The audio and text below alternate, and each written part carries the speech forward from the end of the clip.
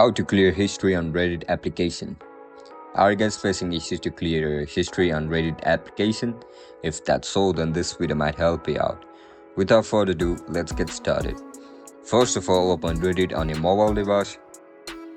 If you don't know how to download Reddit on your mobile device, then make sure to check out our guide on how to do it, whether it's Android or iPhone device.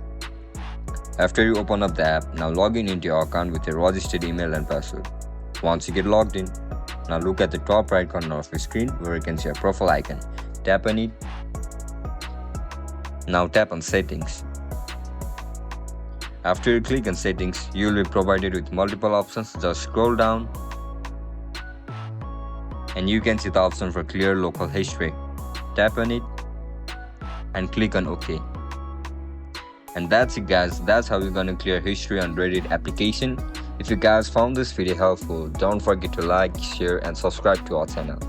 I'll see you in the next one. Bye bye.